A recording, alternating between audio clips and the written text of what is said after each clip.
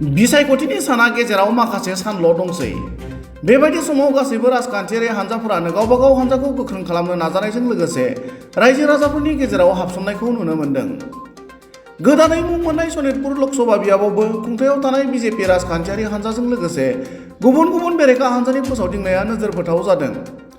आसामनि केबिनेट मन्त्रि अदेबानि जायगानि एमएलए अशक सिंघाल बिथाङा दिनै सा ढेकियाजुलिनि सुदेमजुलि गेलेग्रा फोथाराव बिजेपि हानजानि बिसायख'थियारि फोसावदिं मेलाव बाहागो लायो। गुबुन फारसेथिं बे मेलाव केबिनेट मन्त्रि बिथाङा बाहागो लानानै खौरांगिरिनि सिगाङाव बे बाराव बिजेपिनि थाथाया जोबोर मोजां, रायजोफोरा फामे बिबारावनो भट थुनो थिरांथा लादों, मदिजीआनो फिन खेबसे हादोरनि गाहाय मन्त्रि जागोन होनना बुङो। आरो गोजोन फैनायनि थाखाय जोंनि आइ आब'मोना सुखु मोन्दों। फिसाज्लाया हाग्रानिफ्राय ओंखारबोबाय, गासैबो हाथियारखौ गारबाय, न'आवनो दं, थासारिया गोजोन जाबाय, मानसिफोरा सिमां नुदों, जौगानायनि खामानिया जागायदों, हानि पाट्टा होनाय जाबाय होनना बुंनायजों लोगोसे बिपिएफआ क'क्राझारावनो गैया, ढेकियाजुलियाव बबेनि बिपिएफ थानो, जों क'क्राझार आरो उदालगुरियावनो बिपिएफखौ गैया खालामबाय होनना बुङो। তো মাহলটো খুব ভাল, সব ৰাইজে সিদ্ধান্ত লৈছে ফামে বিবাৰতে ভোট দিব এবাৰ।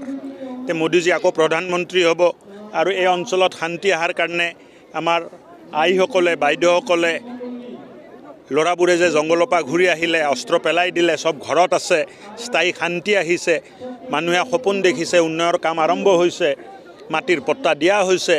চ' তেখেতসকলে এতিয়াহে ভাবিছে যে সঁচাকৈ অৰ্থত এইটো খিলঞ্জীয়া ভূমিপুত্ৰৰ চৰকাৰ, জনজাতীয় মানুহ, শিডিউল কাষ্ট মানুহ, MOBC OBC মানুহৰ চিন্তা কৰা চৰকাৰ। বৰ্তমানলৈকে এইটো অঞ্চলত যি বিপিএফে কেম্পিং কৰি আছে, এইটো আপোনালোকৰ কিবা প্ৰভাৱ পৰিব নেকি?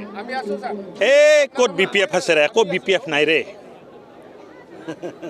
তাৰমানে বিপিএফৰ কেম্পেইন একো প্ৰভাৱ নপৰিব? ক'ত বিপিএফ আছে ৰে? বিপিএফ কোকৰাঝাৰতে নোহোৱা হৈ গ'ল, এতিয়া ক'ত ঢেকিয়াজুলিত বিপিএফ আহে? আমি কোকৰাঝাৰ উদালগুৰিতে বিপিএফ নোহোৱা কৰি দিলোঁ। এই তাতেও দুটা আমাৰ মিত্ৰজোঁট পাৰ্টি বহুত ব্যৱধানত জিকিব। মানে হাগ্ৰামাৰ পাৰ্টি বিপিএফটো 2 নম্বৰতো নাথাকিব কোকৰাঝাৰত। বুজি পাইছেনে নাই?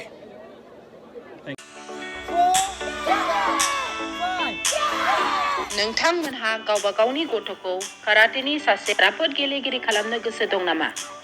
हादरसायारि, हादरारि, हादर गेजेरारि थाखोसिम गेलेग्रा खालामनो गोसो दंब्ला नोंथाङा गोबाव दा खालामसै।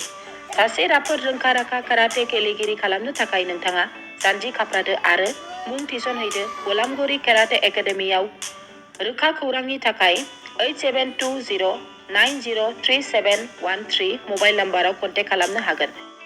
बेबायदिनो बड' हाउस काराटे एकाडेमिनि थाखाय 6900451157, बेंटल काराटे एकाडेमिनि थाखाय 9678041226, बेरहांगाव काराटे एकाडेमिनि थाखाय 6901341656 आरो धालिगाव काराटे एकाडेमियाव मुं थिसननायनि थाखाय 8720903713 मबाइल नम्बराव खौरां लानो हागोन।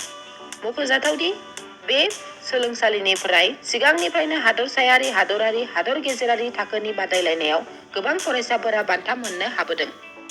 बे मुंख'नाय फोरोंसालियाव रोंग'थि गोनां फोरोंगिरिया फोरोंथाय होनानै नोंथांनि गथ'खौ सासे राफोद काराटे गेलेगिरि सोरजिनायाव मदद आरो जाफुंसार खालामगोन। अब्ला मानोथो गोबाव खालामनो? थाबैनो नोंथांमोनहाबो नोंथांनि गथ'खौ मुं थिसनहैदो।